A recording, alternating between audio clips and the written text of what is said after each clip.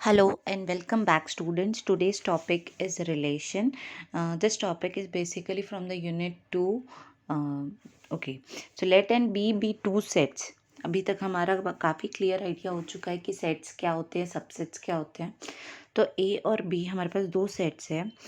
एक सबसेट जो ए और बी के कार्टेशियन प्रोडक्ट से निकलेगा, that is then a subset A cross B is called a binary relation such that पहला मेंबर जो रहेगा रिलेशन का वो ए सेट से आएगा और जो दूसरा मेंबर रहेगा वो बी सेट से आएगा. ठीक है. Then a subset A cross B is called a binary relation और just a relation from A to B.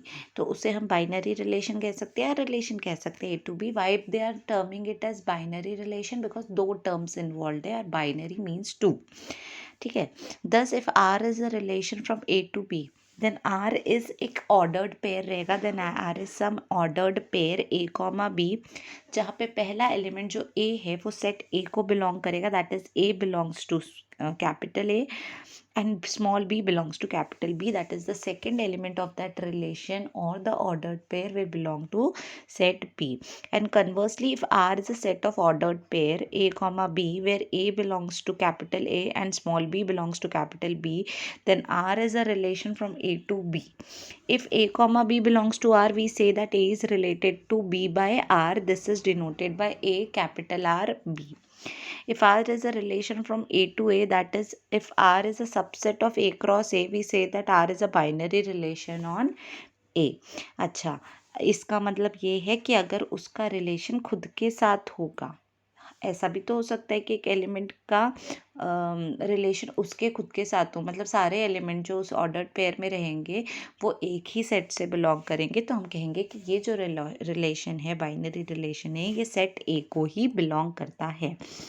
अब ये तो हो गई थियोरेटिकल डेफिनेशन, बट जब हम इसको समझने की कोशिश करते हैं एग्जाम्पल के थ्रू तो the idea gets much clear.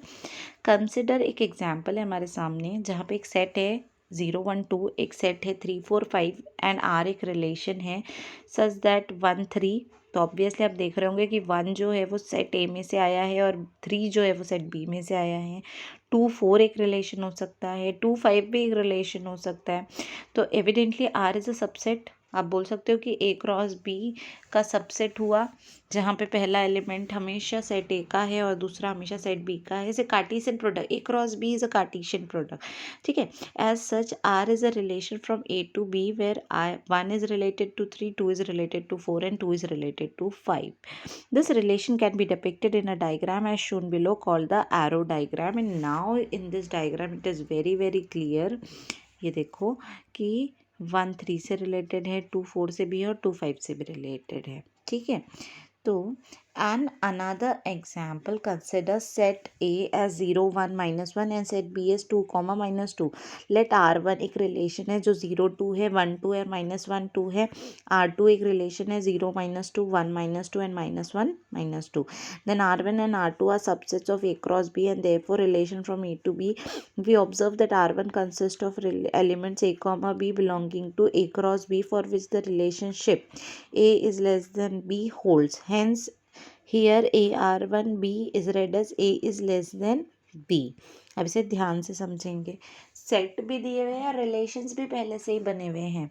Relation ये है कि 0 2 से रिलेटेड है, 1 2 से रिलेटेड है एंड -1 2 से रिलेटेड है, 0 -2 से रिलेटेड है, 1 -2 से रिलेटेड है, -1 -2 से रिलेटेड है. तो यहाँ पे ना हम अभी रिलेशन की डेफिनेशन बताएंगे किस टाइप का रिलेशन. तो जो R1 रिलेशन है, आप बहुत माइन्यूटली अगर इसे ऑब्जर्व करें तो इट्स वेरी क्लियर कि जो R1 रिलेशन है उसमें जो पहला एलिमेंट है हमेशा उसके सेकेंड एलिमेंट से छोटा है. तो आप इस रिलेशन को बोल सकते हो कि A is less than B. ये रिलेशन है R1. सिमिलरली अगर R2 रिलेशन की बात करें तो यहाँ पे जो पहला एलिमेंट है वो हमेशा सेकेंड एलिमेंट से बड़ा है. That is A is always greater than B. तो the diagrammatic representation is also shown as R1 का कि 0 2 से रिलेटेड है, 1 2 से रिलेटेड है, -1 2 से रिलेटेड है. I hope you are getting this कि ये 0 2 के साथ रिलेशन 1 का 2 के साथ, -1 का 2 के साथ, ये रिलेशन R1 के लिए. ठीक है। रिलेशन R2 के लिए 0 का रिलेशन -2 के साथ, 1 का रिलेशन -2 के साथ एंड -1 का भी रिलेशन -2 के साथ। तो एक सेट जो होता है ना उसको ऐसे ओवल में उसके एलिमेंट्स लिखे गए हैं यहाँ पे, ठीक है। As yet another example consider set 1 2 3 4 let R is 1 1 1 2 1 3 1 4 2 2 2 4 3 3 4 4। अब आपको रिलेशन दिया हुआ है, आपको बताना है किस टाइप का रिलेशन है। तो रिलेशन ऐसा हो रहा है कि जो भी डिविजिबल एलिमेंट्स हैं वही यहाँ पे है। जैसे 1 can divide 1, 1 can divide 2, 1 can divide 3, 1 can divide 4, 2 can divide 4 and 2 can divide 2 also, 3 can divide none except itself, 4 can divide none except itself. So this is a divide relationship. Okay, so now again some examples are there. I will take one of the example and rest you can practice. So example 2 is the example which we will see. Let A and B be finite sets with mod B is 3. अच्छा, B का modulus मतलब उसका जो बोलते हैं ना cardinality 3 है, मतलब उसमें 3 एलिमेंट है। अब 4096 रिलेशंस हो सकते हैं A और B के बीच में, ऐसा वो कह रहा है। तो आपको बताना है कि A में कितने एलिमेंट्स है। अब अगर मान लेते हैं A में m एलिमेंट्स है और B में n एलिमेंट्स है, तो total 2 to the power mn relation possible हो सकते हैं। तो from what is given we have n तो ऑलरेडी 3 दिया हुआ है, तो 2 to the power mn is 4096। आपको ये प्रूफ करना है 2 to the power 3m is 4096। यहाँ पे थोड़ा सा लॉग का बेसिक नॉलेज इन्वॉल्व हो रहा है। सेकेंडली आई होप आपको ये क्लियर हुआ हो कि कितने रिलेशंस पॉसिबल हो सकते हैं। जैसे अगर पहले में 3 एलिमेंट है, दूसरे में 3 एलिमेंट है, तो 2 टू द पावर कितने रिलेशन हो सकते हैं? 1 2 1 3, मतलब ऑलमोस्ट 2 के पावर में 3 into 3 9, 2 to the power 9, 18 relations बन सकते हैं। इन जनरल अगर पहले वाले सेट में m एलिमेंट्स है, दूसरे में n है, तो 2 to the power m into n relations possible हो सकते हैं। तो यहाँ पे देख लेते हैं क्या किया उन्होंने। 2 to the power M N relations तो हमें पहले से पता है 40, ऊपर से हमें n की भी वैल्यू पता है, हमें सिर्फ m की वैल्यू निकालनी है कि 2 टू द पावर 3m कितना होगा।